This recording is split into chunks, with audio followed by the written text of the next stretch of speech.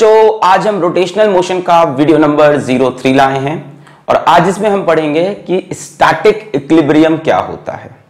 इस वीडियो को समझने के लिए बहुत जरूरी है कि आप रोटेशनल मोशन का 02 वीडियो जरूर देखें। 01 छोड़ देंगे चल जाएगा, 02 जिसमें मैंने आपको टॉर्क मोमेंट ऑफ फोर्स पढ़ाया है, उस वीडियो को आप जाएं यूट्यूब पे टाइप करें रोटेशनल मोशन 02 टॉर्क फिजिक्स वाला और उस वीडियो को देखें और टॉर्क समझे कैसे निकालते हैं, मोमेंट ऑफ फोर्स कैसे निकालते हैं। अगर आपको मोमेंट ऑफ फोर्स निकालना आता है तो ठीक है, इस वीडियो को यहीं से स्टार्ट करते हैं। मेरा नाम है अलक पांडे और हम सबका चैनल फिजिक्स वाला, और आज का हमारा टॉपिक है static equilibrium. Static equilibrium, basically equilibrium में आज हम टॉर्क की बात करेंगे और रोटेशनल इक्विलिब्रियम की बातें करेंगे। देखो बच्चों, स्टैटिक इक्विलिब्रियम का मतलब क्या है? कोई बॉडी इक्विलिब्रियम में है, इसका दो मीनिंग है।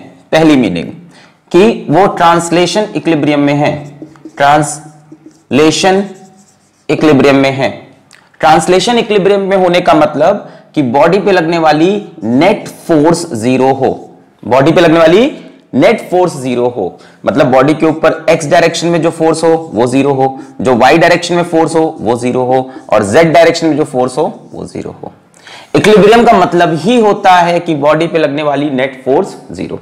पहले ट्रांसलेशन बताया, ट्रांसलेशन मतलब वो अपने सीधे सीधे चलने वाले मोशन, ठीक है, जो अभी तक पढ़ते आ रहे थे शॉर्ट में, सीधे सीधे चलने वाले मोशन। अगर बॉडी पे लगने वाली नेट फोर्स जीरो है तो बॉडी ट्रांसलेशन इक्विलिब्रियम में तो होगी। पर स्टैटिक इक्विलिब्रियम के अंदर दो कंडीशन आती हैं, एक ट्रांसलेशन और दूसरी rotational. Rotational equilibrium, rotational equilibrium क्या होता है? जब बॉडी पे लगने वाला net torque, net moment of force भी जीरो हो, मतलब torque in X direction zero हो, torque in Y direction zero हो, torque in Z direction zero हो। बॉडी पे लगने वाला नेट टॉर्क कितना होना चाहिए? 0 0 0 इन एक्स वाई और जेड, या सीधा सीधा बोलो net torque on body is zero. ये दो कंडीशन जब सेटिस्फाई होंगी तभी हम बोलेंगे बॉडी स्टैटिक इक्विलिब्रियम में है। Are you getting what I am saying? Body static equilibrium में कब होगी? जब बॉडी पे लगने वाली नेट फोर्स जीरो हो, बॉडी पे लगने वाला नेट टॉर्क जीरो हो। इनसे और क्या क्या रिजल्ट आप निकाल सकते हैं? चलो यहां से नेट फोर्स जीरो मतलब एक्सेलरेशन ऑफ सेंटर ऑफ मास कितना होगा? जीरो। इसका मतलब वेलोसिटी ऑफ सेंटर ऑफ मास कैसी होगी? कांस्टेंट। जीरो की कांस्टेंट जीरो, सॉरी कांस्टेंट है ना। Velocity of centre of mass, centre of मास जिस स्पीड से चल रहा था उसी स्पीड से चलता रहेगा, उसकी स्पीड चेंज नहीं होगी क्योंकि बाहर से लगने वाली नेट फोर्स जीरो है। हो सकता हो इंडिविजुअल पार्ट्स की स्पीड चेंज हो पर सेंटर ऑफ मास की स्पीड चेंज नहीं होगी। नेट टॉर्क जीरो का मतलब क्या? Alpha of centre of mass, angular velocity sorry of the body is zero. अब एंगुलर वेलोसिटी जीरो है तो एंगुलर स्पीड कैसी होगी बॉडी की? कांस्टेंट। सो ये कंडीशंस भी आप बोल सकते हो इक्विलिब्रियम की है, बट फाइनली इक्विलिब्रियम कंडीशन ये और ये ही बनेगी जो यूज करेंगे। नेट टॉर्क जीरो है, टॉर्क नहीं है तो एंगुलर एक्सेलरेशन नहीं होगा। भैया टॉर्क वो क्वांटिटी है जिसकी वजह से एंगुलर एक्सेलरेशन आता है, फोर्स वो क्वांटिटी है जिसकी वजह से लीनियर एक्सेलरेशन आता है। क्लियर हुआ? क्या पढ़ेंगे हम ट्रांसलेशन और रोटेशनल इक्विलिब्रियम में? Net force zero, net torque zero. चले आगे बढ़े हम। क्लियर है? मिटा दें? पक्का? ओके। तो हमें दो चीजों का ध्यान रखना है। बॉडी अगर स्टैटिक इक्विलिब्रियम में है, बॉडी पे लगने वाली नेट फोर्स जीरो, बॉडी पे लगने वाला नेट टॉर्क जीरो। अब इसमें एक बात लिखो, note, very important point, note, if static equilibrium is present, अब न्यूमेरिकल करेंगे इसके बाद। If static equilibrium is present, torque net about any point is equals to zero. Torque net about any point is equals to zero. भैया आपको पता है torque के लिए हमें एक रेफरेंस पॉइंट लेना पड़ता है कि नहीं? टॉर्क किसी पॉइंट के अबाउट निकालते हैं, पढ़ा होगा ना। टॉर्क कहां से निकालते हैं? किसी पॉइंट के अबाउट टॉर्क को कैलकुलेट करते हैं ना। हम बोलते हैं ना, जैसे मान लो ये हमारे पास एक रॉड है, यहां से फिक्स्ड है, तो हम इस पॉइंट के अबाउट टॉर्क निकालते हैं। यहां से आर लेंगे, फिर एफ लेंगे और टॉर्क निकालेंगे।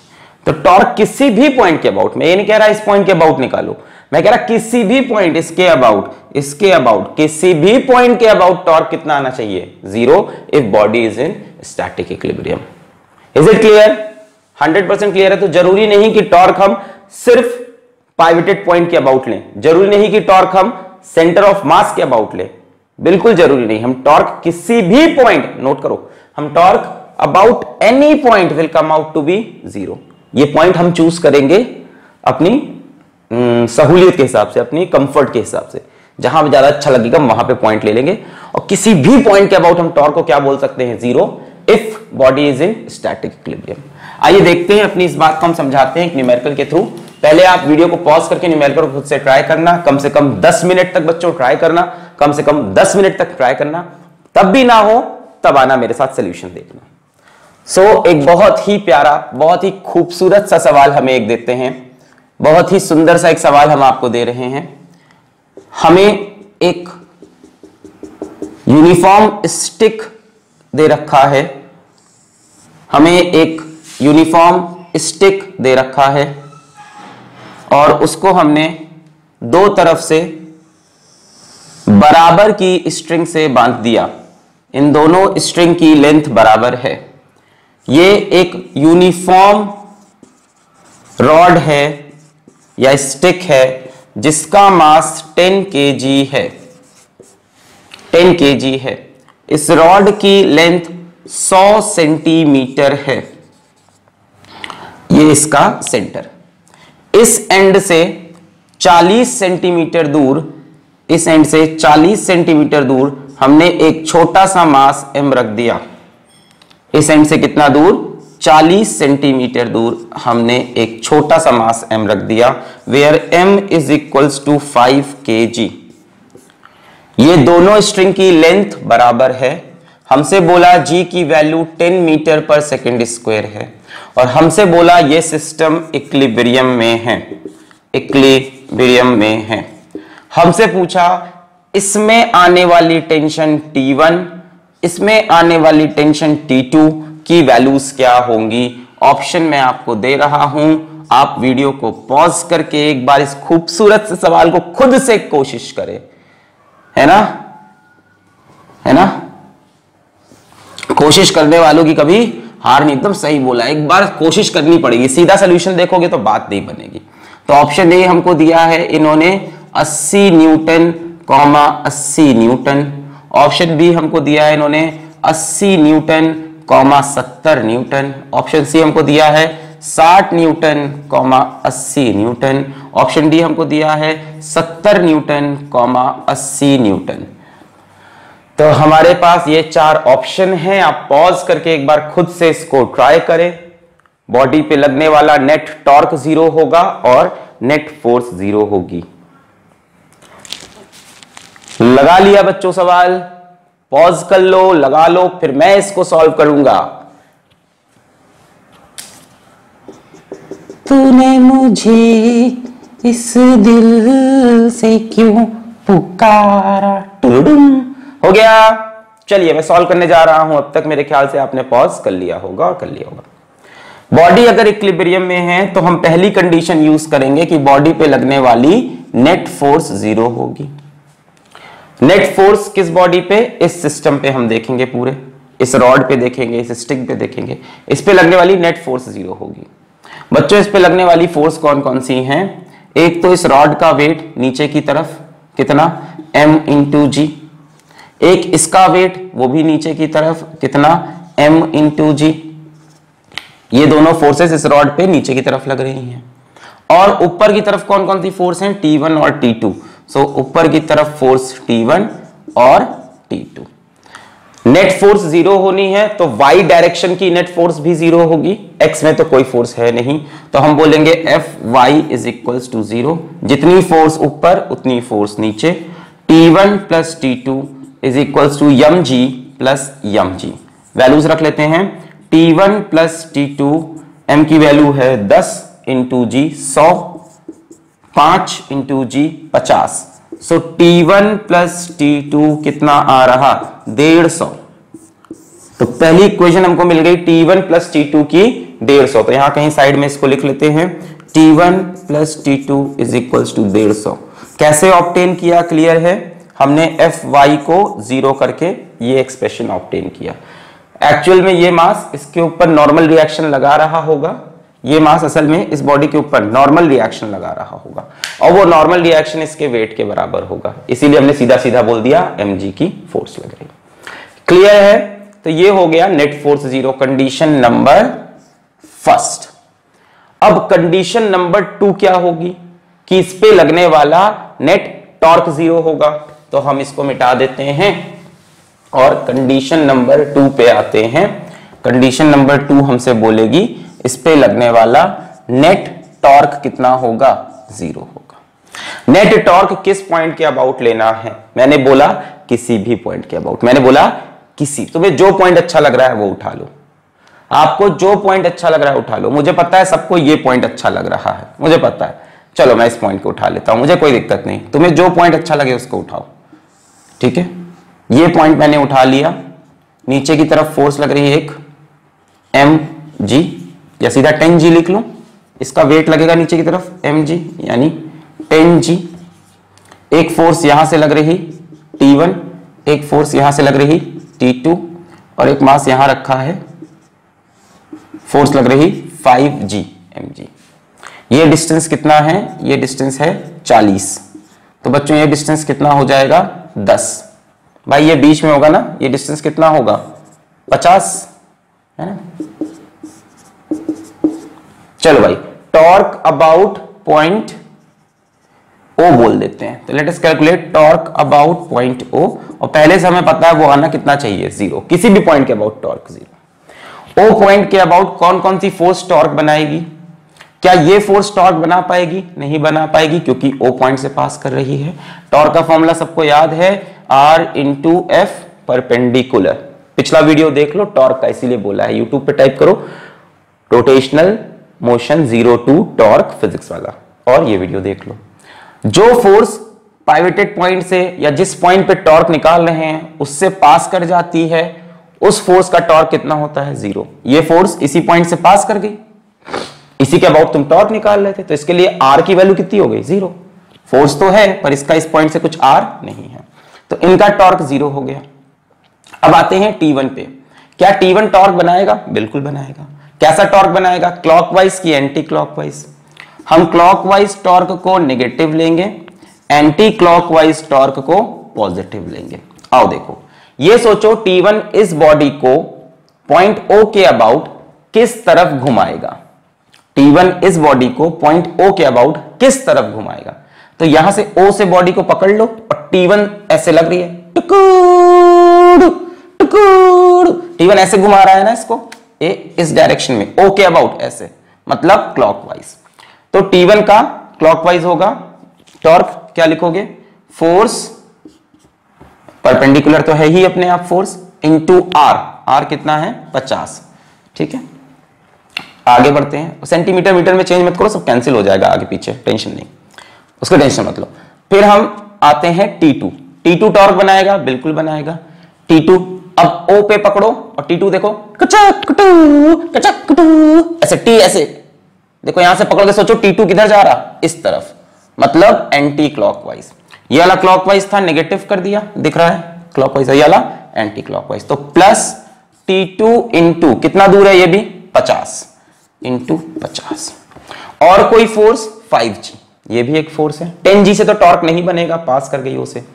5G नीचे लग रहा, O पॉइंट के अबाउट 5G कैसे घुमाएगा, O पॉइंट पे पकड़ो, 5G किधर, इधर कटक नीचे, कटक कटक कटक कटक, ऐसे ऐसे घुमा रहा है कि नहीं। O पॉइंट पे पकड़ो, सोचा करो हमेशा 5G कैसे कटक कटक इधर, है ना। O पॉइंट के अबाउट 5G कैसे जा रहा है, इस तरफ जा रहा है, मतलब क्लॉकवाइज, मतलब क्लॉकवाइज। तो हम लिखेंगे 5G कितना दूर है उसे, 10 दूर है, और क्लॉकवाइज है तो क्या लगा दो माइनस, ये सारे टॉर्क मिला के होंगे 0। क्लियर है, बहुत बढ़िया। सो यहां से बन जाएगा 50 T2 minus 50 T1 is equals to, ये इधर गया 5G इंटू 10, सही है। एक काम करते हैं, 0 से 0 को मार देते हैं,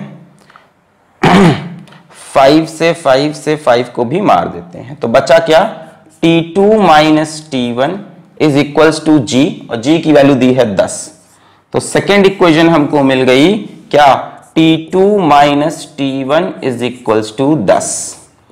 दूसरी कंडीशन कहां से निकाली आपने, torque about point O is 0।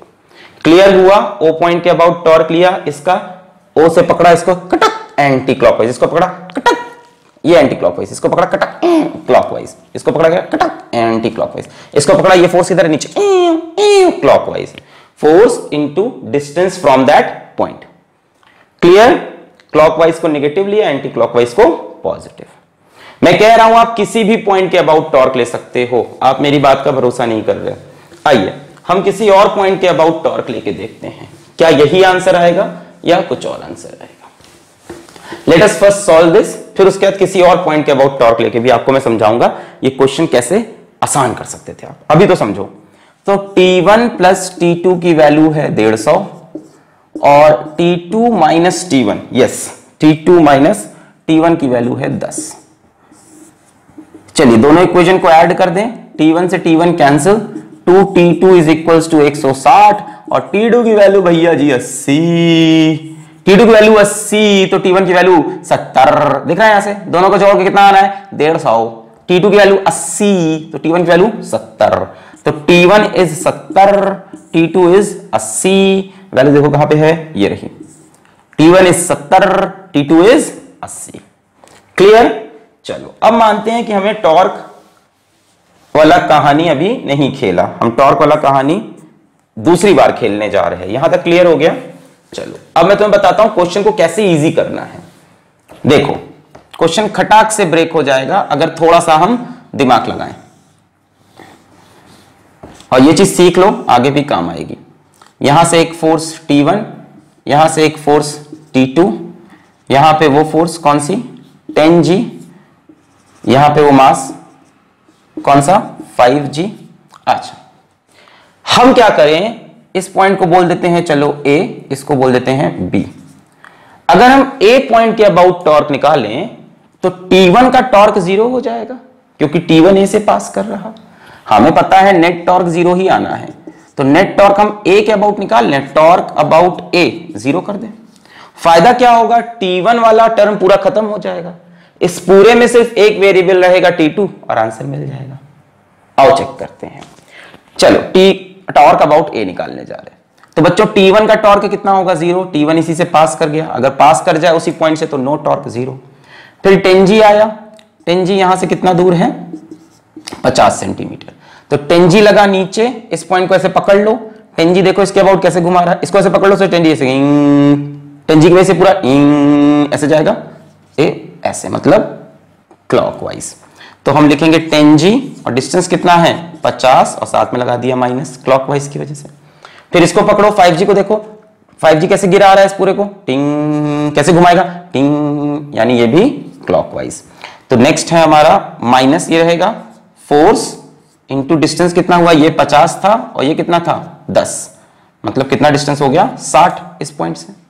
फिर आओ T2 पे, इसको ऐसे पकड़ो, T2 कैसा लग रहा है ऐसे ऊपर कचूक, यहां से पकड़ा ऐसे कचूक ऐसे, मतलब T2 कैसा जा रहा एंटी क्लॉकवाइज, तो ये ऐड हो जाएगा प्लस T2 इंटू डिस्टेंस कितना है इसका 100 इज इक्वल्स टू 0।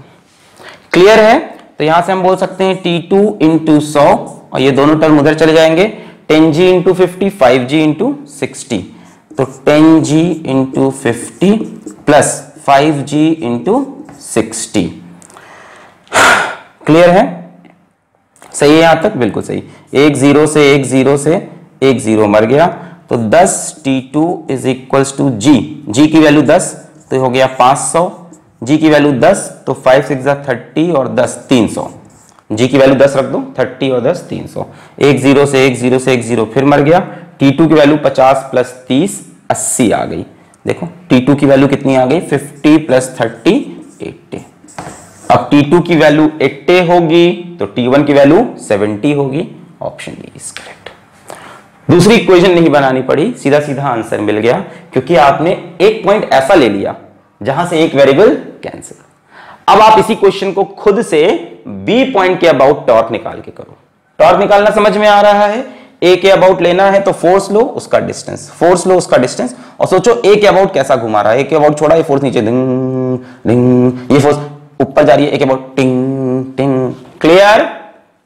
अब आप इसको अपने आप बी के अबाउट लेके एक बार कर लेना, मिटा दूं? ओके। तो ये एक बड़ा ही प्यारा सा, बहुत ही खूबसूरत सा, नन्हा सा मुन्ना सा सवाल था, जो अब हमारे बीच में नहीं रहा, सिर्फ यादों में रहेगा आज के बाद। इसके बाद मैं आपको दूसरा बहुत ही प्यारा सा सवाल देने वाला हूं। चलिए एक अगला बहुत ही खूबसूरत सा सवाल हम आपको और देते हैं, और उसको भी आप खुद से ट्राई करिएगा। सेकंड क्वेश्चन आज का। यहां मेरे पास एक वॉल है, ये एक वॉल है जो कि रफ है, और मैंने इसके अगेंस्ट एक ब्लॉक को पकड़ रखा है। एक ब्लॉक है जिसका मास m 2 kg है, और g की वैल्यू आप 10 लगा लो। इस ब्लॉक को मैंने यहां से एक फोर्स F लगा के यहां पे पकड़ रखा है ना। इस मार्कर को मैं चाहूं तो बोर्ड के अगेंस्ट ऐसे एक फोर्स लगा के पकड़ रख सकता हूं, है ना, बिना ऐसे पकड़े, सिर्फ फोर्स लगा के। वही मैंने इसके साथ किया है। हमसे क्वेश्चन पूछा है what is the torque about centre of mass produced by normal reaction by wall. हमको इस ब्लॉक की लेंथ बताई है, हर तरफ से 2 मीटर है, क्यूब है ये, और इसकी लेंथ हर तरफ से 2-2 मीटर है। और हमसे पूछ रहे हैं कि नॉर्मल रिएक्शन जो प्रोड्यूस्ड बाय वॉल है उसकी वजह से टॉर्क कितना बन रहा। हमसे बोला है ये बॉडी किस पे है, रेस्ट पे है। तो आपके पास ऑप्शन है, सेंटर ऑफ मास के अबाउट है, आपके पास ऑप्शन है 20 newton metre, option B 0, option C 40 newton metre, option D 10 newton metre. तो आपके पास ये ऑप्शन है सारे, और आपको बताना है कि कितना टॉर्क बनेगा सेंटर ऑफ मास के about by normal reaction by wall. तो पॉज करके एक बार इस क्वेश्चन को खुद से लगा ले, एक बार कोशिश कर लें, क्या पता ये आपसे हो जाए। पॉज कर लें इसको। मेरे ख्याल से अब तक आपने इसको सॉल्व कर लिया होगा, ट्राई कर लिया होगा। कई लोग का आंसर 0 आ रहा होगा, तो आज ये मिसकंसेप्शन हम हटाएंगे। हमारे दिमाग में एक बात हमेशा चलती है, हमारे एजुकेशन सिस्टम में क्या हो रहा है, एक बात हमेशा चलती है कि ये सेंटर ऑफ मास है तो नॉर्मल रिएक्शन सदा सदा ऐसे लगेगा, पासिंग फ्रॉम सेंटर ऑफ मास। अगर यहां पे नॉर्मल रिएक्शन ऐसा लगता, पासिंग फ्रॉम सेंटर ऑफ मास, तो सेंटर ऑफ मास से ही पास कर गया, तो नॉर्मल रिएक्शन का टॉर्क कितना होता, 0 होता। पर बच्चों ऐसा यहां नहीं होगा, और ना ही ये बात सही होती है कि normal reaction centre of mass से पास करता है। ये कंसेप्ट आज समझो। क्यों नहीं होगा समझते हैं धीमे धीमे। इस बॉडी के रेस्ट में है, यानी ये इक्विलिब्रियम में है ना, वेलोसिटी वगैरह भी नहीं है, तो इक्विलिब्रियम में पूरी तरह से एक्सेलरेशन भी नहीं है। तो पहले हम नेट फोर्स को देखते हैं, 0 करना है। पहले वाई डायरेक्शन की फोर्स को 0 करें। वाई डायरेक्शन में एक फोर्स नीचे की तरफ लगेगी, इसका वेट mg यानी 2 × g। ऊपर संभालने वाली रफ सरफेस की वजह से फ्रिक्शन फोर्स इस ब्लॉक को ऊपर की तरफ खींच के रखेगी। ये ब्लॉक नीचे गिरना चाहेगा, फ्रिक्शन अपोजेस रिलेटिव मोशन, ऊपर लग जाएगा। तो ऊपर की तरफ लगी फ्रिक्शन की फोर्स, तो फ्रिक्शन की फोर्स ने इसको गिरने से बचा लिया। जितनी ऊपर फोर्स उतनी नीचे। F is equals to 2g, g की value 10, F is equals to 20। तो अगर हमसे वो पूछते यहाँ पे फ्रिक्शन की वैल्यू कितनी है, तो हम प्यार से बोल देते 20 न्यूटन है। जितनी फोर्स ऊपर उतनी फोर्स नीचे, बच गए। अब आते हैं फोर्स इन x डायरेक्शन को 0 करते हैं। x में एक फोर्स F लग रही इस तरफ, और एक ये वॉल इस ब्लॉक पे फोर्स लगा रहा होगा, नॉर्मल रिएक्शन। अब मैं कह रहा हूं normal reaction centre of mass से पास नहीं करेगा। खैर तुम्हें जो मानना हो मान लो। अभी ये तो जानते हो नॉर्मल रिएक्शन इस डायरेक्शन में लगेगा ब्लॉक के ऊपर, ठीक है। मतलब normal reaction is equals to force F, जिससे कोई बला सॉल्व नहीं हुई। चलो ठीक। वो तो हमसे टॉर्क की बात कर रहे हैं। अब अगर बॉडी इक्विलिब्रियम में है बच्चों तो नेट टॉर्क कितना होगा, 0 होगा कि कुछ और होगा, 0 होगा। तो हम नेट टॉर्क देख लेते हैं बॉडी का सेंटर ऑफ मास के अबाउट, किसी भी पॉइंट के अबाउट देख सकते थे, हम सेंटर ऑफ मास के अबाउट देखते हैं। ठीक है, क्यों देख रहे हैं, रीजन बताता हूं। एक फोर्स mg सेंटर ऑफ मास पे लग रही, उसका टॉर्क 0। एक फोर्स F सेंटर ऑफ मास पे लग रही, उसका भी टॉर्क 0। तो F एक वेरिएबल भी है, चला गया, mg का भी कैलकुलेशन चला गया। फायदा देखो क्या हो रहा है सेंटर ऑफ मास लेने में, ये है नीचे की तरफ 2g और ये एक फोर्स F, इन दोनों का टॉर्क कितना हो गया, 0। एक फोर्स लग रही फ्रिक्शन की, डिस्टेंस कितना दिया है 2, तो बच्चों यहां तक ये डिस्टेंस कितना हो जाएगा, 1 हो जाएगा। ओके, इसको मैं मिटा लूं, ओके, इसकी हमें जरूरत तो नहीं है, नहीं है, मैं फ्रिक्शन की वैल्यू मिल गई है 20।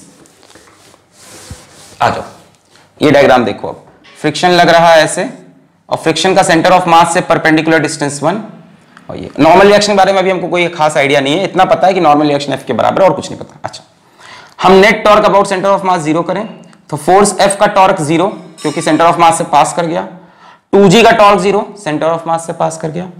इसका टॉर्क बताओ, ये यहां पे फिक्स्ड है और फ्रिक्शन फोर्स ऐसे कुटुक कुटुक, देखो ये ऐसे फिक्स्ड है, फ्रिक्शन फोर्स ऐसे कुटुक कुटुक, ए मतलब क्लॉकवाइज टॉर्क बना रहा, दिख रहा, कुटुक कुटुक क्लॉकवाइज।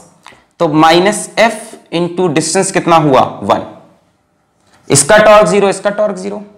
अब यदि आप मुझसे कहते हो कि normal reaction sir centre of mass से पास कर रहा, तो नॉर्मल रिएक्शन का टॉर्क भी 0 हो जाएगा, तो भैया इसको कैंसिल कौन करेगा? इसका मतलब है नॉर्मल रिएक्शन सेंटर ऑफ मास पे नहीं लग रहा। अगर नॉर्मल रिएक्शन भी सेंटर ऑफ मास पे लगा दोगे तो नॉर्मल रिएक्शन का भी टॉर्क 0, फोर्स का भी टॉर्क 0, 2g का भी टॉर्क 0। टॉर्क किसी भी पॉइंट के अबाउट ले सकते थे, हमने जानबूझ के सेंटर ऑफ मास लिया ताकि आपका कंसेप्ट क्लियर हो। हम किसी और पॉइंट के अबाउट भी ले सकते थे, हमने सेंटर ऑफ मास इसलिए लिया ताकि आपको रियलाइज हो। सेंटर ऑफ मास के अबाउट सिर्फ एक ही फोर्स बचेगी जो टॉर्क बना रही, फ्रिक्शन की, तो 0 कैसे होगा यार? बॉडी गिर जाएगी, बॉडी कैसे इक्विलिब्रियम में रहेगी? फ्रिक्शन टॉर्क बनाएगा, बॉडी ऐसे गिर जाएगी, कड़क कड़क कड़क कड़क धड़ूम, टक टक टक धड़ूम, पर नहीं गिर रही बॉडी। मतलब normal reaction centre of mass से पास नहीं करेगा। तो कहां से पास करेगा? चलो थोड़ा लॉजिकली सोचते हैं अपनी कहानी को। ये है फ्रिक्शन की फोर्स, ये है mg की फोर्स जिससे कुछ नहीं होना, ये है F फोर्स, इससे भी कुछ नहीं होना। इन दोनों का टॉर्क तो नहीं बनना, तो इनको मैंने हटा दिया। ठीक है, चलो अब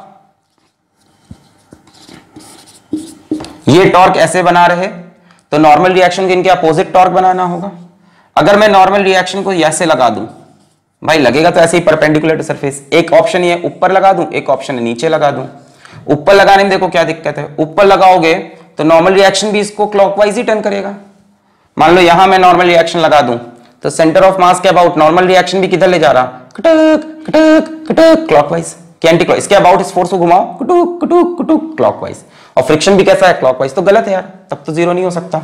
ऐसे नॉर्मल रिएक्शन लगाने में कुछ फील आ रहा है कि काम बन सकता है। देखो इस तरह से नॉर्मल रिएक्शन लगाने में कुछ फील आ रहा है कि काम बन सकता है। नॉर्मल रिएक्शन ऐसे तो सेंटर ऑफ मास के अबाउट कुचुक, इसको घुमाओ सेंटर ऑफ मास के कुचुक, एंटी क्लॉकवाइज। ये डिस्टेंस हमको नहीं पता, कोई बात नहीं, let this distance be x, let this distance be x।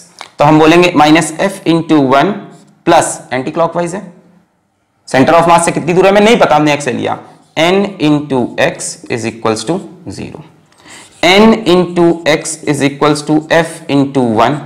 f की वैल्यू कितनी है 20 इंटू 1, 20 न्यूटन मीटर। ये क्या निकला, torque due to normal reaction about centre of mass. खत्म। ना ही हमें x निकालना ना ही n निकालना था, हमसे पूछा था torque about centre of reduce by n। n की वैल्यू नहीं पूछी, ये नहीं पूछा n कहां लग रहा, सिर्फ टॉर्क पूछा था। तो हमने बोला ठीक है, यही तो है इनका टॉर्क, फोर्स इंटू डिस्टेंस। इसका टॉर्क फ्रिक्शन के टॉर्क को काटेगा, बस इतना समझ लो। सीधा सीधा आंसर तुम मार देते 20 न्यूटन मीटर। 0 वो लोग मारेंगे जिनको लग रहा है normal reaction centre of mass से पास कर रहा है, जो कि लॉजिक गलत है। ऐसा होता तो ये ब्लॉक पलट जाता। और जिन लोगों को लॉजिक क्लियर है उनको नॉर्मल रिएक्शन बनाने की जरूरत भी नहीं। उनको पता है एक ही फोर्स है जो टॉर्क बना रही है फ्रिक्शन, उसको कैंसिल नॉर्मल रिएक्शन कर रहा होगा, तो जितना इनका टॉर्क होगा इनका उसका अपोजिट टॉर्क होगा। क्लियर है? क्लॉकवाइज की एंटी क्लॉकवाइज, एंटी क्लॉकवाइज, है ना। अब आपको जेई में क्या कर सकता था, आपको बोलता, दो ऑप्शन दे देता, 20 newton metre clockwise, 20 newton metre anti clockwise. तब हमें सोचना पड़ता, हम बोलते ये नहीं, ये सही है एंटी क्लॉकवाइज। ये भी तो कर सकता था। इसका टॉर्क कैसा बनेगा, एंटी क्लॉकवाइज। क्लियर है? बहुत बढ़िया। ये कंसेप्ट आपको अगर आ गया तो इसी कंसेप्ट में मैं आपको दो और बहुत ही प्यारे प्यारे सवाल दे देता हूं, जिससे ये कंसेप्ट आपके दिमाग में बैठ जाए कि normal reaction centre of mass से पास करे, ऐसी कोई गारंटी नहीं है। जैसे मैं अगला सवाल आपको देता हूं, ये एक सरफेस है, रफ सरफेस है। क्या सरफेस है? रफ सरफेस है। इस पे एक ब्लॉक बिना पलटे चल रहा है। दिस ब्लॉक, पलटने को हम फिजिक्स में टॉपलिंग बोलते हैं। Block moves without toppling, without toppling, बिना पलटे चल रहा है, टॉपल नहीं कर रहा, किसी स्पीड से चल रहा। रफ सरफेस है, ठीक है। यहां कोफिशिएंट ऑफ फ्रिक्शन हमको म्यू दिया है और इस ब्लॉक की हाइट हमको h दी है और ये भी एक क्यूब है। क्या है ये? एक क्यूब। क्वेश्चन हमसे क्या पूछ रहे हैं, at what distance from centre of mass normal reaction acts. Option दे रहे हैं हमको A B C D. Option है मेरा mu H by 2, mu H by 3, mu H by 4। Pause करके वीडियो को, इस क्वेश्चन को खुद से सोचें। पूछ रहा है कि सेंटर ऑफ मास से नॉर्मल रिएक्शन कितना दूर लगेगा। सीधा सीधा आप सवाल ही ये कह रहा है कि सेंटर ऑफ मास पे नॉर्मल रिएक्शन नहीं लगेगा, ब्लॉक पलट नहीं सकता, पलटने को बचाना है। तो पॉज करके एक बार इसको खुद से लगा ले सवाल, फिर मैं आपको सॉल्व करूं। तब तक मैं अपने मार्कर में थोड़ी सी इंक पिला देता हूं इसको। चलिए, ट्राई कर लिया? ओके, चलिए आइए मेरे साथ, देखते हैं कैसे सॉल्व करेंगे इसको। अब तक आपने पॉज करके ट्राई कर लिया होगा। इस पे लगने वाली फोर्सेस को हम देखें, इस ब्लॉक पे लगने वाली फोर्सेस को हम एनालाइज करें तो इस ब्लॉक पे एक फोर्स लगेगी नीचे की तरफ mg, एक लगेगी फ्रिक्शनल फोर्स कुछ इस तरह से, बिल्कुल पीछे की तरफ लगेगी फ्रिक्शनल फोर्स, हाँ या ना। और ये ब्लॉक किस में है? मोशन में है। तो बिना सोचे आपको समझ जाना चाहिए कि फ्रिक्शन फोर्स हमारी कौन सी होगी। फ्रिक्शन फोर्स हमारी काइनेटिक फ्रिक्शन होगी, जिसकी वैल्यू होगी म्यू इंटू एन। यहां पे फ्रिक्शन काइनेटिक हो जाएगा क्योंकि बॉडी मोशन में दे रखी है, तो फ्रिक्शन फोर्स वेरिएबल नहीं होगी, अदरवाइज फ्रिक्शन वेरिएबल होती है ना। अच्छा, ये सब पता होना चाहिए आपको। अब सोचो, हम अगर आपसे कहें बॉडी टॉपल नहीं हो रही, मतलब रोटेशनल इक्विलिब्रियम है। रोटेशनल इक्विलिब्रियम है बॉडी का। क्या है? Rotational equilibrium. यहां नेट फोर्स जीरो नहीं है पर रोटेशनल इक्विलिब्रियम है, नेट टॉर्क जीरो है, वरना बॉडी घूम जाती। सो टॉर्क नेट जीरो। किसके अबाउट ले लें? हमने टॉर्क सेंटर ऑफ मास के अबाउट फिर से ले लिया। Torque about centre of mass को हमने जीरो कर लिया। अब सेंटर ऑफ मास के अबाउट mg कितना टॉर्क बनाएगा? जीरो, सेंटर ऑफ मास से ही पास कर रहा, चलो जीरो। प्लस क्या ये टॉर्क बनाएंगे? बिल्कुल। ये फोर्स हुई और इनका परपेंडिकुलर डिस्टेंस ये कितना हो गया? h/2। ये h था, h/2 पे सेंटर ऑफ मास होगा, रेगुलर बॉडी है। और कैसा टॉर्क बनाएगा जरा सोचो। इसको पकड़ो, फोर्स को इसके अबाउट घुमाओ, इसको पकड़ो, फोर्स को इसके अबाउट घुमाओ। इधर ही से तो घुमाओगे ना, इधर पीछे तो नहीं घुमाओगे, ऐसे मारोगे कटाकटीक कटाकटीक। कैसे घूम रहा? क्लॉकवाइज, है ना। इसके अबाउट सोचो, ऐसे सोचो, इससे धुड़ुम धुड़ुम क्लॉकवाइज, है ना। So minus mu N into h/2, सही लिखा है, फोर्स इंटू डिस्टेंस। इस टॉर्क को जीरो कौन करेगा? Normal reaction.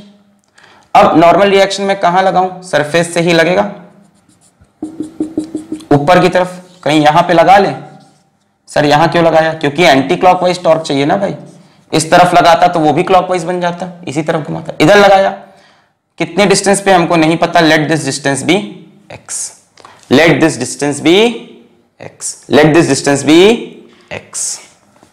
अच्छा, अब नॉर्मल रिएक्शन का टॉर्क देखो, सेंटर ऑफ मास के अबाउट एंटी क्लॉकवाइज, तो प्लस n इंटू एक्स, बोलो सही लिखा है, सेंटर ऑफ मास के about anti clockwise, plus n into x is equals to 0। यहां से हमें इक्वेशन क्या मिलने वाली है, mu N H by two is equals to x into N, n से n मर गया, x की वैल्यू आ गई म्यू h बाई टू।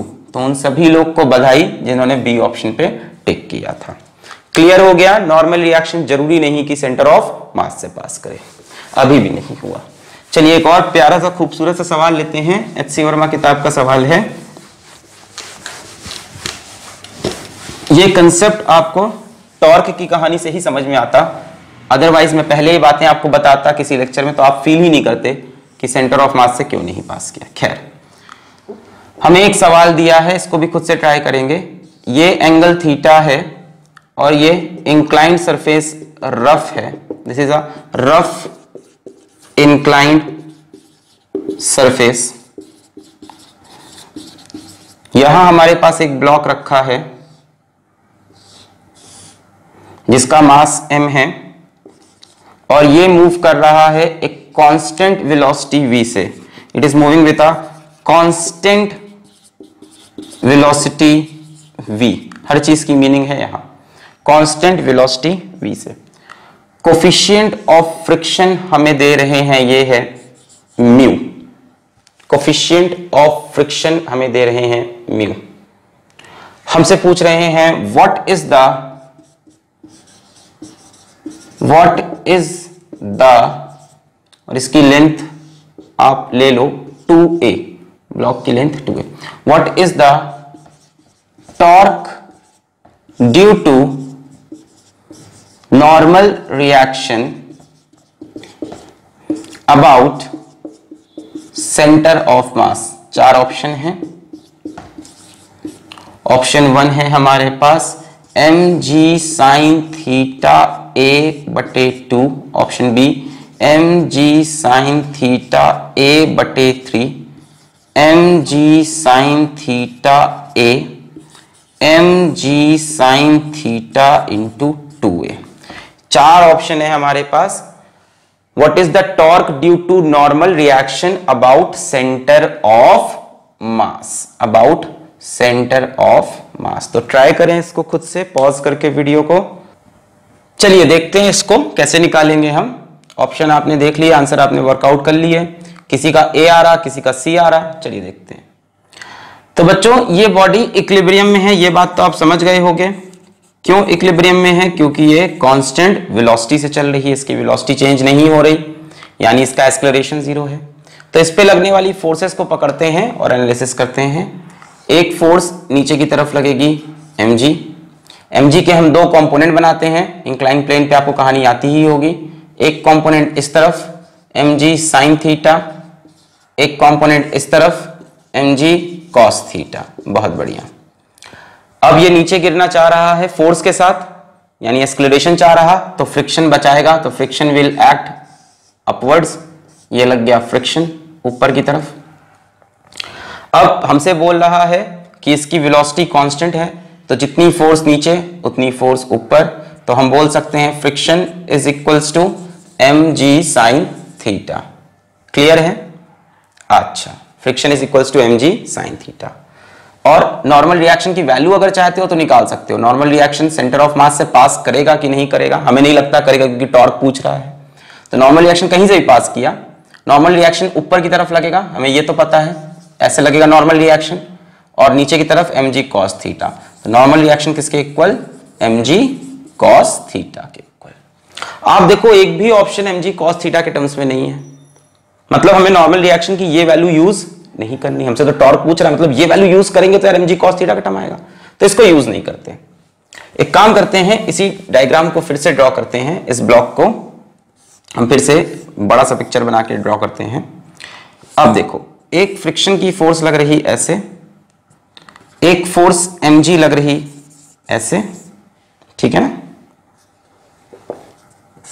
ठीक है, mg दो कंपोनेंट के थे, यहां mg देख लो, mg लग रही ऐसे,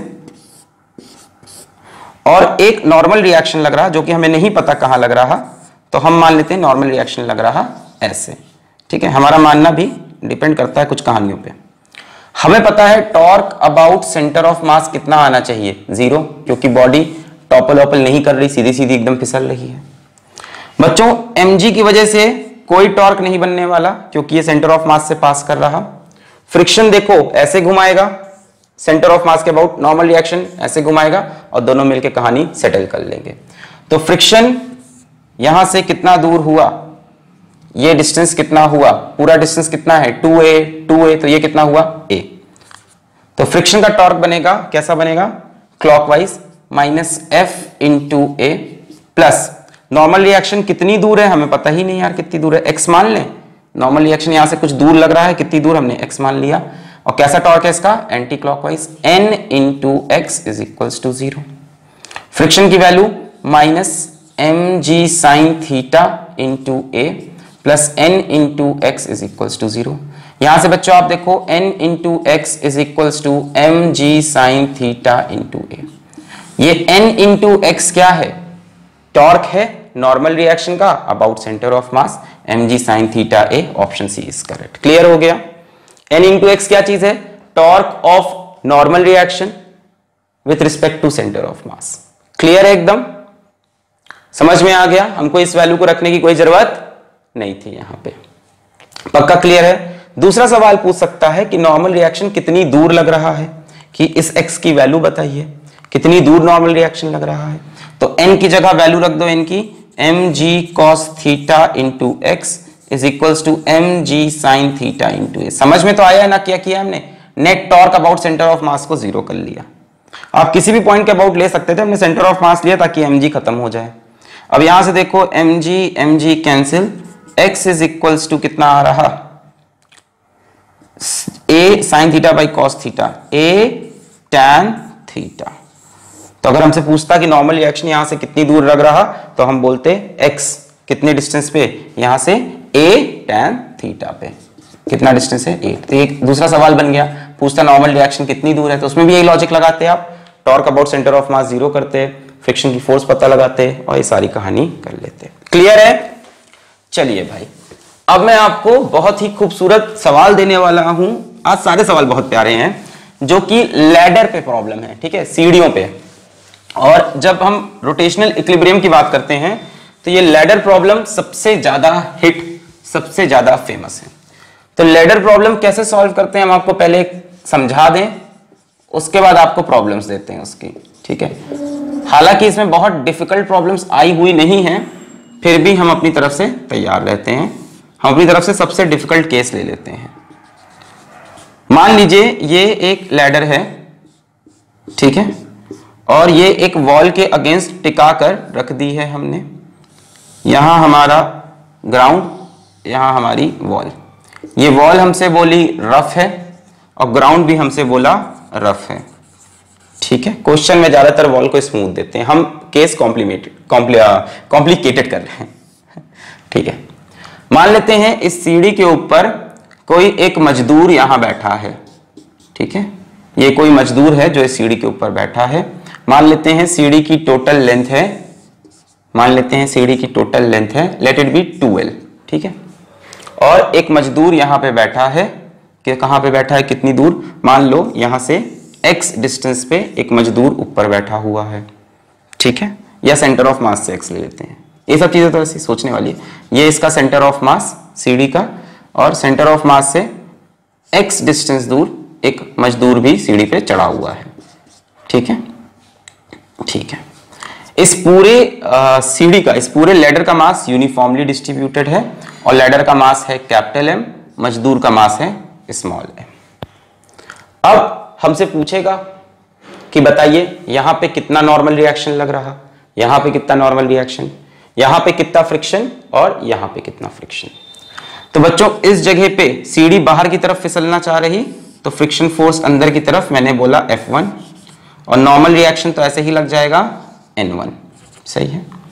इस जगह पे आए, सीढ़ी नीचे की तरफ फिसलना चाह रही होगी ग्रेविटी की वजह से, तो फ्रिक्शन फोर्स ऊपर की तरफ F2, और नॉर्मल रिएक्शन ऐसे लग जाएगा N2।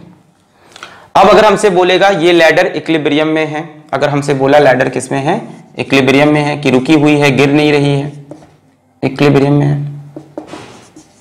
तो हम सबसे पहले क्या करेंगे, सबसे पहले नेट फोर्स को जीरो करेंगे। तो फोर्स इन एक्स डायरेक्शन को जीरो करो पहले। एक्स में देखो दो ही फोर्स लगेंगी, एक तो सीढ़ी का मास ऐसे लग रहा है, ये एक्स में नहीं है खैर, वाई में है mg, और एक इनका मास भाई साहब कभी लगेगा नीचे की तरफ, कितना mg। ये y में x में एक n2 है एक f1 है, दोनों अपोजिट हैं, तो हम बोलेंगे n2 is equals to f1। पहली इक्वेशन ये हमारे पास तैयार। दूसरा हम ले लेते हैं fy को जीरो करते हैं, फोर्स इन y डायरेक्शन को जीरो। तो y में n1 ऊपर की तरफ है, f2 ऊपर की तरफ है, तो n1 प्लस f2, और नीचे की तरफ कौन कौन है, कैपिटल mg और स्मॉल mg, तो mg plus mg। This is our equation number 2। इन सब के बाद हम चलते हैं टॉर्क की इक्वेशन पे। टॉर्क नेट कितना होगा, जीरो। अब टॉर्क नेट किस पॉइंट के अबाउट लेना है, यहां आपको सवाल जो दिया होगा उसके हिसाब से दिमाग चलाना पड़ेगा, जो सवाल दिया होगा उसके हिसाब से। मुझे जो इसमें सबसे फेवरेट पॉइंट लगते हैं वो एक ये वाला पॉइंट लगता है, एक ये वाला। इसके अबाउट टॉर्क लेने पे n1 भी गायब हो जाएगा, f1 भी गायब हो जाएगा, और इसके अबाउट लेने पे n2 का टर्म और f2 का टर्म गायब हो जाएगा। Let us call this point A and point B। तो मान लेते हैं, हम सिर्फ मान लेते हैं कि हम टॉर्क अबाउट A को जीरो कर रहे हैं। अभी तो मैं आपको तरीका सिखा रहा। A के अबाउट हमने माना नेट टॉर्क जीरो है, असल में तो net torque centre of mass के अबाउट भी जीरो है, इस पॉइंट के अबाउट भी जीरो है, इस हर पॉइंट के अबाउट जीरो है, किसी पॉइंट पे ले सकते थे, हमने A के अबाउट लिया, ताकि A के अबाउट लेने से क्या हुआ, अब n1 का टॉर्क कितना हो गया, जीरो, f1 का टॉर्क जीरो, दो वेरिएबल खत्म, आए आगे आए। अब किसका टॉर्क लेना पड़ेगा हमको, mg का। समझो इसको धीमे धीमे। अब mg का टॉर्क, ये mg फोर्स, और A से mg का डिस्टेंस हुआ ये वाला, ये वाला। Let this angle be theta, ये भी दिया था सवाल में, मैं आपको बताना भूल गया। Let this angle be theta.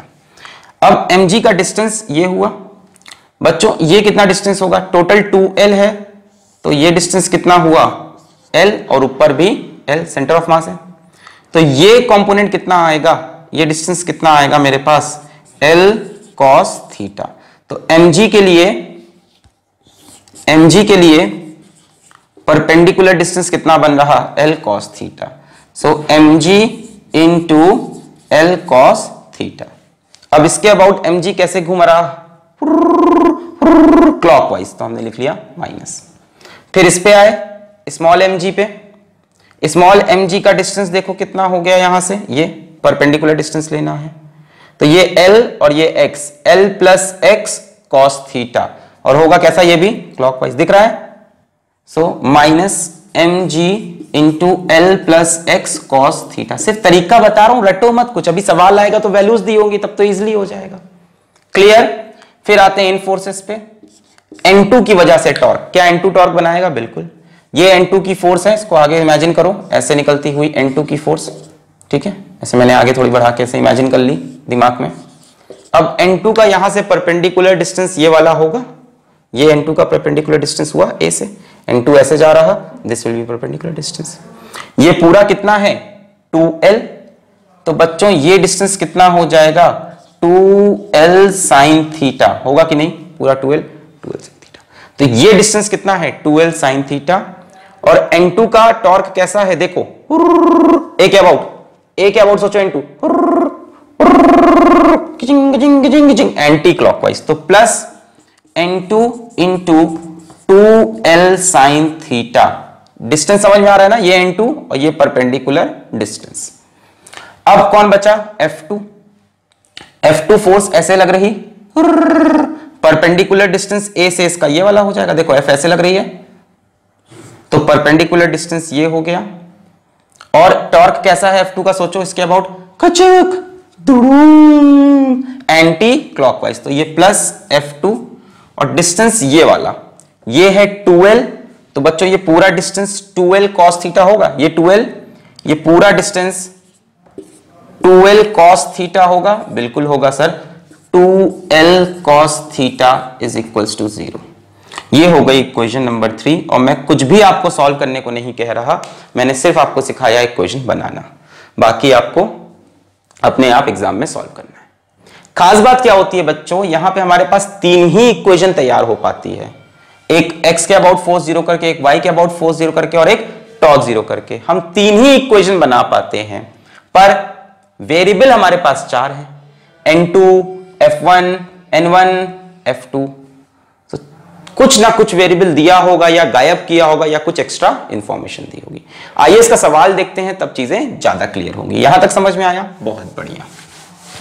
सवाल दे रहा हूं, फिर से चार ऑप्शन भी दूंगा और आप बताएंगे कौन सा सही। तो सवाल नंबर 5वां आज के लेक्चर का, ये एक यूनिफॉर्म लैडर है, this is a uniform ladder जिसका मास 10 kg है and this rest on a rough floor and a smooth wall, against a smooth wall. तो यहां पे एक स्मूथ वॉल है, मतलब फ्रिक्शन नहीं है, इस पे ये रेस्ट कर रहा और ये एंगल 53 डिग्री का बना रहा।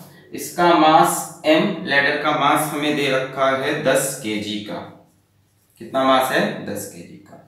हमसे क्वेश्चन पूछ रहे हैं find the normal reaction and friction offered by floor to the ladder.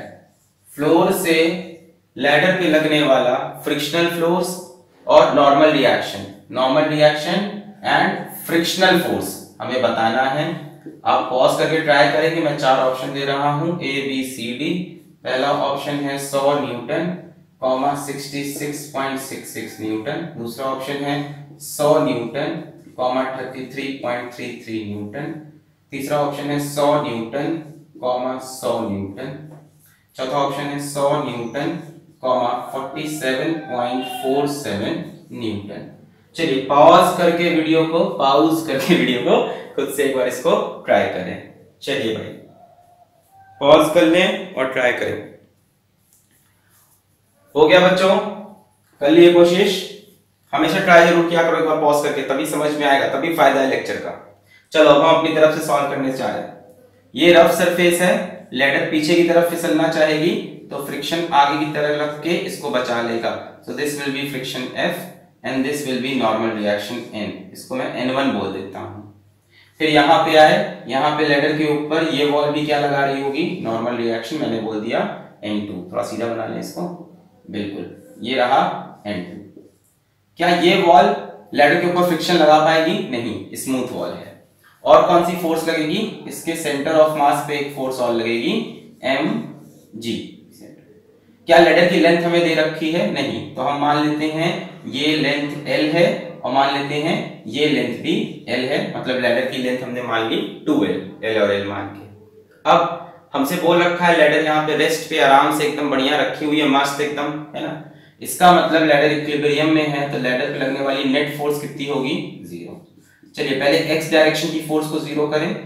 x में एक फोर्स ये है लैडर पे, एक फोर्स ये है, और कोई x में फोर्स नहीं है, मतलब friction is equals to N2। पहली इक्वेशन ये बनी। क्लियर? चलिए अब फोर्स इन y डायरेक्शन को भी 0 करते हैं। This is your first equation. Force in y को 0 करते हैं। y में एक फोर्स N1 है, एक फोर्स mg है, यानी N1 is equals to mg। तो N1 की वैल्यू हो गई, m कितना है 10, g कितना है 10, तो कितनी हो गई 100। ठीक है।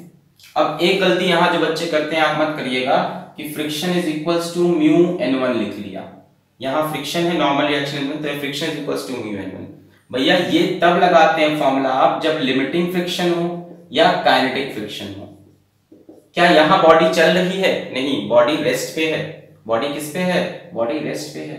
रेस्ट पे क्या ये फ्रिक्शन का फॉर्मूला सही होता है? नहीं बच्चों, रेस्ट का फ्रिक्शन हमारा स्टैटिक होता है। कौन सा फ्रिक्शन होता है? स्टैटिक, जिसकी वैल्यू कुछ भी हो सकती है पर इससे छोटी होती है, कुछ भी हो सकती है पर इससे छोटी। तो सीधा F is equals to mu n1 मत रख देना, friction is equals to mu n1 रख के सवाल गया। मान लो यहां म्यू दिया भी है, मान लो यहां तो म्यू दिया नहीं है, मान लो म्यू दिया भी होता तो ये गलती मत करना, क्योंकि ये लिमिटिंग फ्रिक्शन में नहीं है।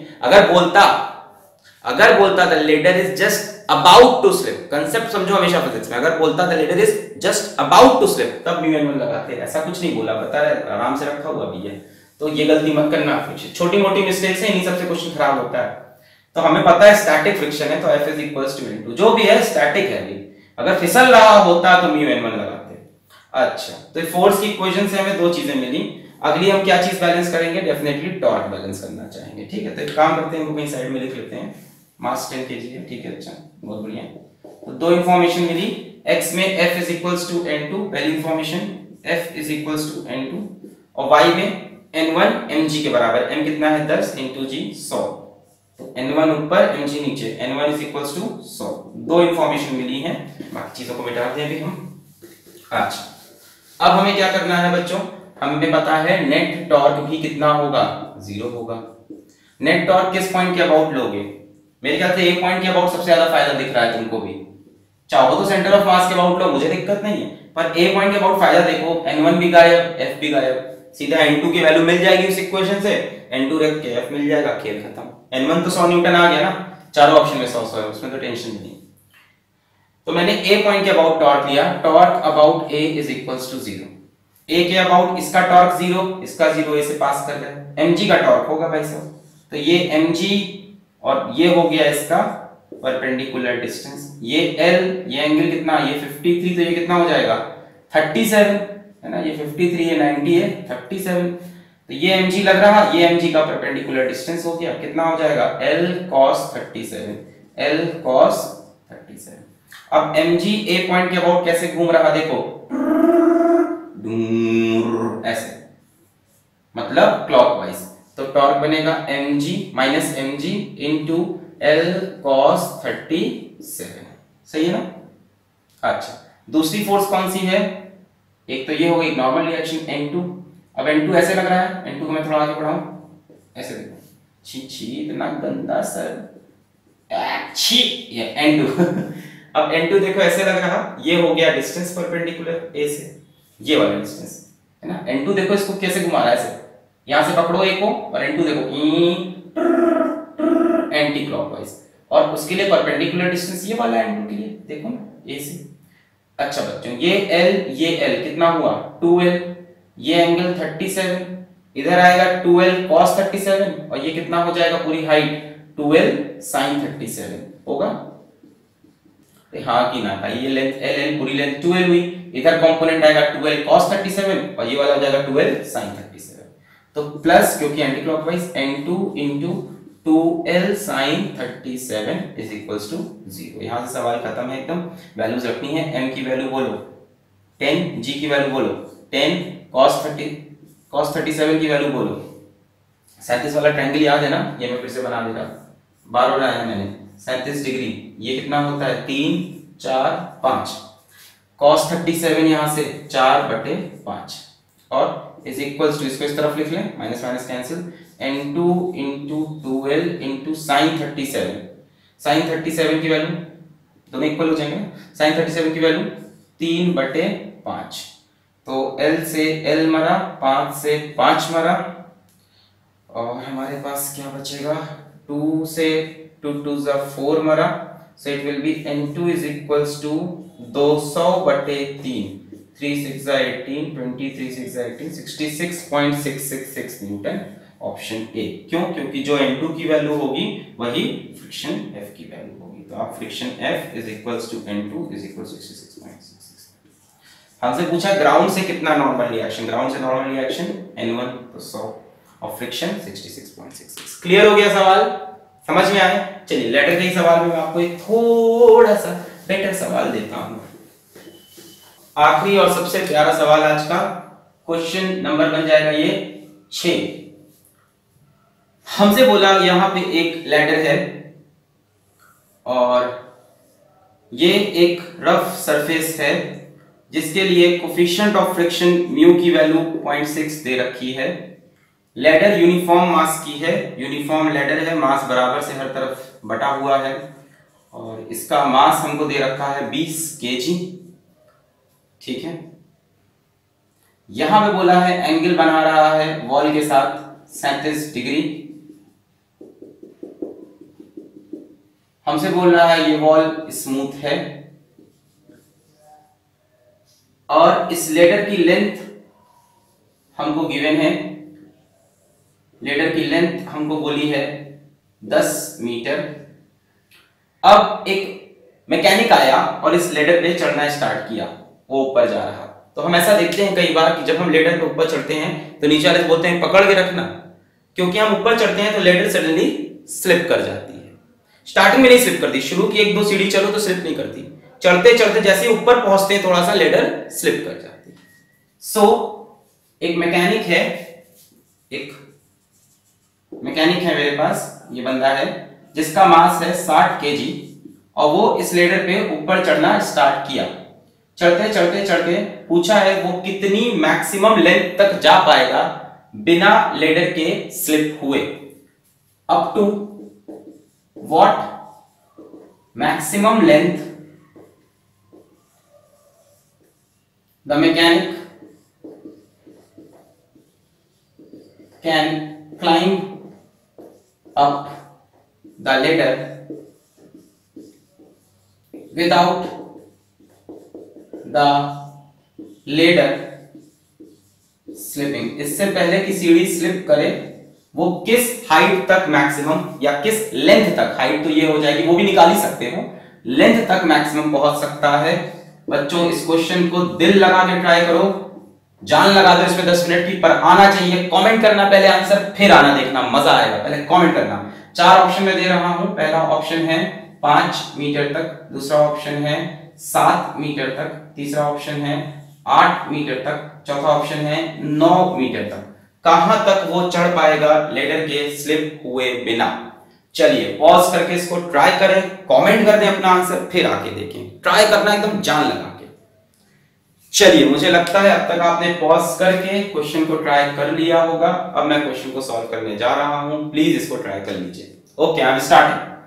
ये मैकेनिक बंदा चढ़ते चढ़ते चढ़ते मैं मान लेता हूं यहां कहीं पहुंचा, मुझे नहीं पता, हो सकता है यहां पहुंचा हो, मुझे आइडिया नहीं, पर चारों ऑप्शन देखो 5 से बड़े हैं।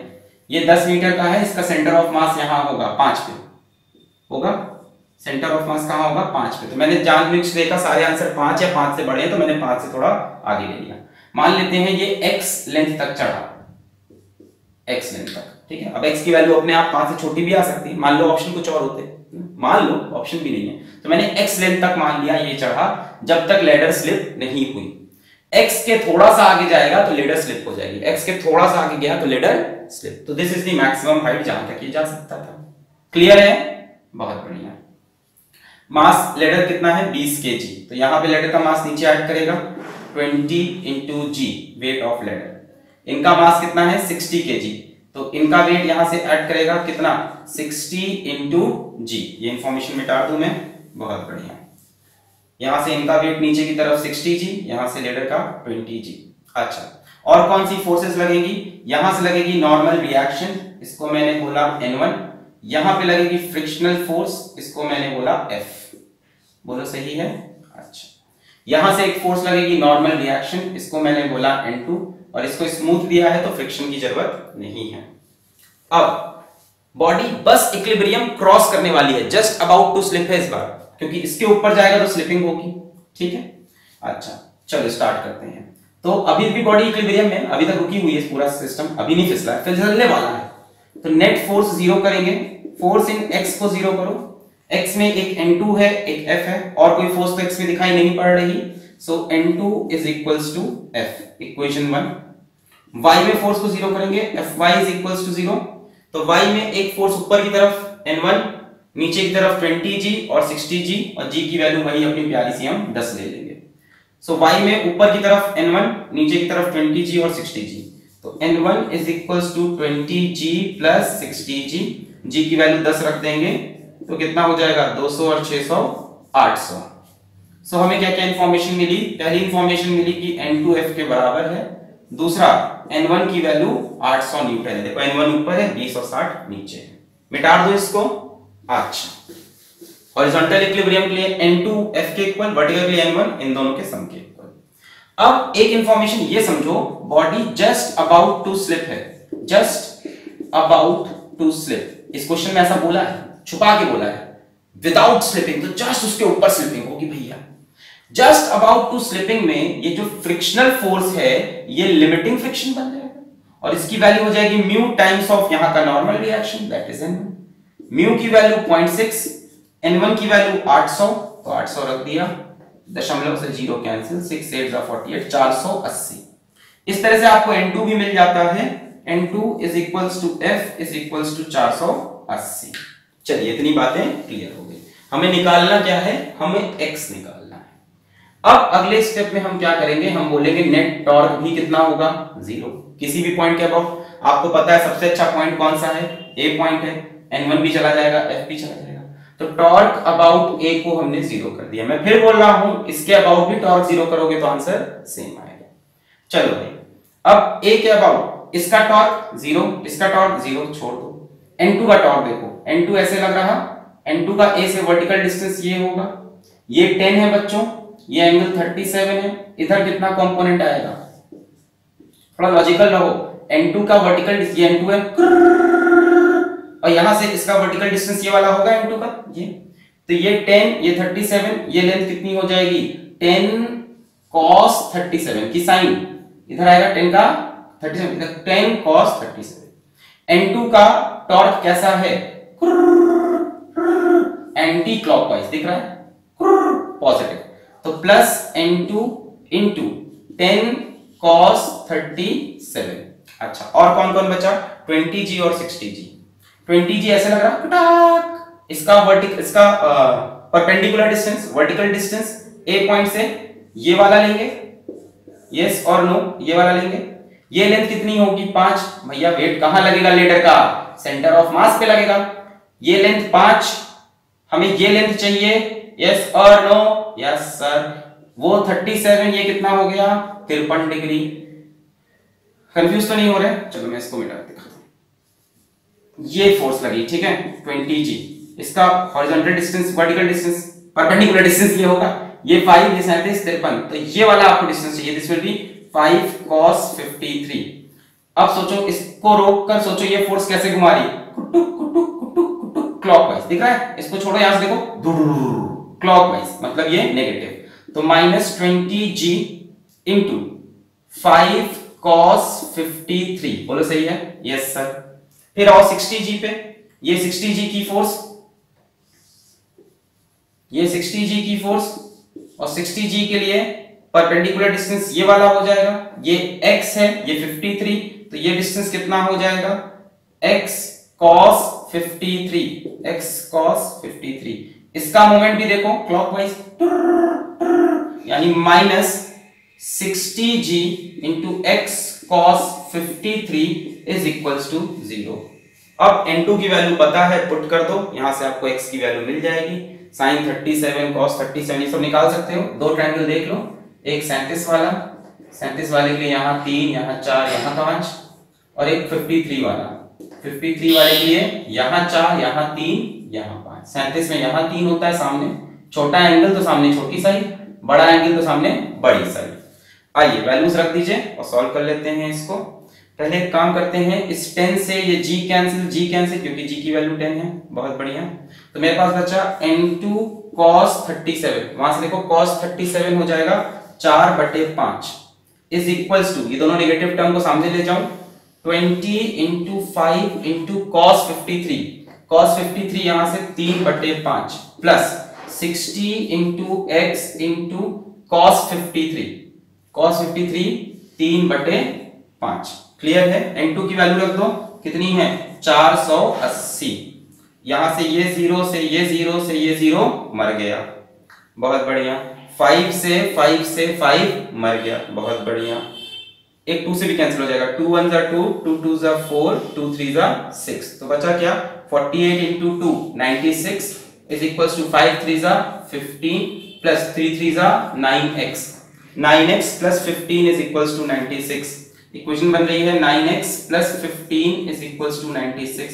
यहां से 9x हो गया 81, x हो जाएगा 81/9, तो कितनी ऊपर पहुंचेगा 9 metre, option D is correct. 9 metre से नीचे रहेगा तो, अब सुनो यहां से थ्योरी बड़ी प्यारी, अगर 9 मीटर से नीचे रहा, अगर 9 मीटर से नीचे रहा तो आप फ्रिक्शन को म्यू एन मत लगाना, तब आप फ्रिक्शन की वैल्यू 480 नहीं, तब फ्रिक्शन को म्यू एन मत लगाना। 9 मीटर के नीचे तो आराम से स्टैटिक इक्विलिब्रियम में, स्टैटिक फ्रिक्शन में, स्टैटिक फ्रिक्शन 9 से नीचे होगा तो फ्रिक्शन म्यूएन नहीं लगेगा, तब आप simple F is equals to N2 मान के सॉल्व करोगे। 9 से ऊपर होगा तो स्लिप ही कर जाएगा और फ्रिक्शन म्यूएन रहेगा। क्लियर है? हमेशा F की वैल्यू म्यूएन नहीं रखते, ये भी समझा रहे थे। ऐसे क्वेश्चन में रखोगे जब बोला जस्ट अबाउट टू स्लिप। तो ये सारे क्वेश्चन थे जो रोटेशनल इक्विलिब्रियम को अपने अंदर इंक्लूड किए थे। अब इस पे दो टॉपिक और रोटेशनल इक्विलिब्रियम पे, एक बेंडिंग ऑफ साइक्लिस्ट और एक बेंडिंग ऑफ अ कार, कितनी मैक्सिमम स्पीड से बेंड करते हैं। तो इसके ऊपर सेपरेट वीडियो बनाऊंगा 20-25 मिनट का। तो यार ये वीडियो मैंने जितना हो सकता था सारे अच्छे क्वेश्चन इंक्लूड किए, तो रिपीट करो, क्वेश्चंस को सॉल्व करो। नेक्स्ट वीडियो अपना मोमेंट ऑफ इनर्शिया, या मैं पर्टिकुलर बोलूं तो मास मोमेंट ऑफ इनर्शिया, और साथ साथ में हम केमिस्ट्री में कवर कर रहे हैं थर्मोडायनेमिक्स। तो पढ़ाई करते रहें। All the very best.